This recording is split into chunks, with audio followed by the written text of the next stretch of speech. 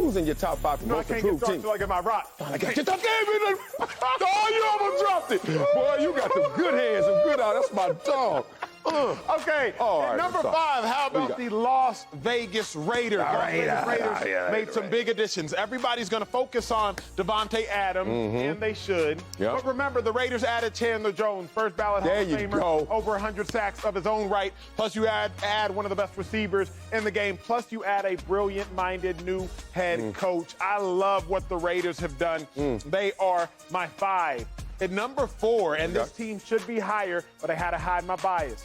Philadelphia Eagles. Oh, really? Philadelphia Eagles. Why? Because the A.J. Brown edition is monstrous. Monster. Not because of A.J. Brown, but I'm looking at the domino effect. When I look at A.J. Brown, he's going to make Devontae Smith better because Devontae Smith now gets to be the number 2 receiver. Devontae Smith won the Heisman in college last year. A.J. Brown will make Jalen Reagor better. Jalen Reagor, a former first-round pick, now he gets to be the number 3 or number 4 receiver. Eagles fans, remember how Nelson Aguilar made a huge jump in 2017 when you went to the Super Bowl when they brought in Alshon Jeffrey? I see the same jump, and Jalen Hurts will become better as well. At number 3, how about your Chargers? How about?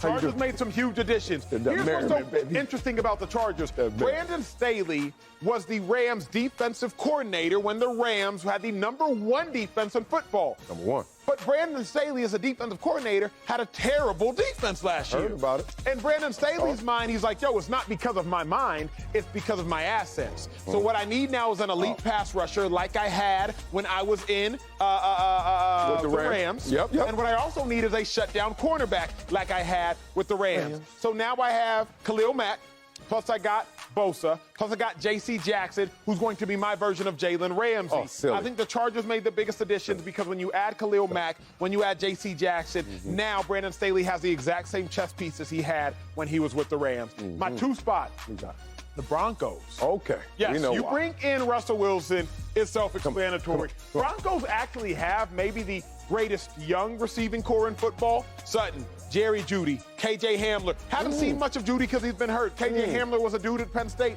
been hurt. These are top draft picks, y'all. We just haven't seen much of them due to injury and also due to liability at the quarterback position. But now you bring in one of the greatest leaders of the generation at quarterback, one of the greatest talents of the generation at quarterback in Russell Wilson. And I see the Broncos making an elite leap this year. But at number 1, the Cleveland Browns. Really? Cleveland Browns are the most improved team this offseason for no other that boy reason looks clean right there. than this man, Deshaun Watson. If we assume that Deshaun Watson will be on the field this year, I'm not talking about the allegations and the lawsuits that are still unsettled. But if we assume that Deshaun Watson will be on the field this year, the difference between Deshaun Watson and Baker Mayfield is a bigger difference than any other quarterback upgrade we have seen this offseason. Deshaun Watson with the rest of that amazing Cleveland Browns roster, I think the Cleveland Browns are now Super Bowl contenders. So this is my list, but this is a great conversation. Where you at, sir? Where am I at? Let's start at number 5. I'm going to go with the Jacksonville Jaguars. A lot of people are not going to think like I think, but this is how I go. First of all, I understand you got Christian Kirk, may have overpaid for him, whatever. Got Zay Jones and Evan Ingram, who we love. But you got Doug Peterson in there, a professional football coach who is a Super Bowl winning head coach. And more importantly, you add all those new pieces with a head coach that knows how to get to the mountaintop. And you don't have a rookie quarterback anymore. Trevor Lawrence in his 2nd year took his lumps now. Time to see them take the next step. That was a good selection, Wiley. Thank you very much. All right, number 4. Let's go with the Denver Broncos. Not to state the obvious, but not only do you get Russell Wilson in the building, champion leader, but you also get a head coach, offensive-minded, who worked with Aaron Rodgers, who can help all those young receivers and Russell Wilson hit the ground running in a very tough division. I like it. Let's go with number 3, the Raiders. We got to go to the game. And we may not even watch the game. We just going to be in Vegas. The Raiders. I love the Raiders for a lot of the reasons you get. Obviously, when you get a Devontae Adams in the building, you got some 107.5 sacks. Let me just stand next to him. Now, half of me, I had 40-some sacks, so I'm not even a half of him like a third. So we got him in the building now with Devontae Adams. Oh, it's going to be crazy out there. Head coach who's offensive-minded, worked with Tom Brady. They got something special brewing in Vegas. Number 2. The Miami Dolphins. I like that pick. Yeah. I'm looking over there, Acho. You forgot Tua got his man. He did. Close your eyes and throw it. He'll be somewhere down the field, 50 yards, ready to catch it. And Tyreek Hill. Also, Teron Armstead now protecting at the offensive tackle position. You got a lot more weapons in Miami and protection for a quarterback that's still on the fence in terms of the conversation, how good he is. But number one, come on, man, I don't hide my bias. You try to hide yours at 4, put him up there, number 1. Go Chargers. Oh, my God. We got defense now to go with Justin Herbie. We got Herbert with a defense, with Brandon Staley, defensive-minded coach who's already had a number 1 defense before. All the additions, we draft offensive guard. Not sexy? Who cares? We're protecting our most valuable asset. We have Justin Herbert at the quarterback position. You look at that team, fully loaded on both sides of the ball. I would say the most talented team in the NFL. Okay, I like your list. I was thinking about the Dolphins. I was thinking about the Jags. But who almost made the cut of your top 5? You're number 1. First out? You're number 1. I wrote it down. Cleveland Browns.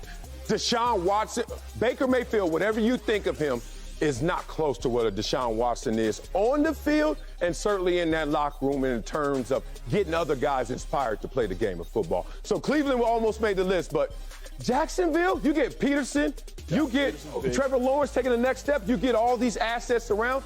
Jacksonville, 1 to 3 wins. We'll see if they can take the next step, the next leap. My first out was actually the New York Jets. Because New York Jets, remember what they did in the draft. You get Sauce Gardner, you get Garrett Wilson, Ohio State, you get Jermaine Johnson, ACC Defensive Player of the Year, 11 sacks. But then in the second round, you get Breece Hall at the running back position. Zach Wilson at this point, Sel, has absolutely no excuses whatsoever. So they were my first out. I really loved your Dolphins pick. There you go. But I was only thinking about Tyreek Hill. I wasn't thinking about Armstead. There you go. I would have been reminded of Armstead, they would have cracked my top 5 as well. Jags, I just don't know that you're going to see a huge improvement from the Jags. I don't know if they win 7, 8 games. I don't even know if they get back to winning 6 or 7 games. Remember, Doug Peterson's first year in Philly only won 6. Now, he had a rookie, Carson Wentz, but it takes Doug Peterson a little bit to instill his into an organization. But Houston, they don't scare me. True. Indianapolis, they should. Maybe Tennessee without A.J. Brown, and then Tannehill don't want to help the backup. We're going to figure out how that all goes out in a division that is ripe for you to do something. Coming up, we'll talk about the story of Chris Paul's family being harassed in Dallas yesterday by a Mavericks fan. You see the Gators still got it going. Oh, y'all took it off.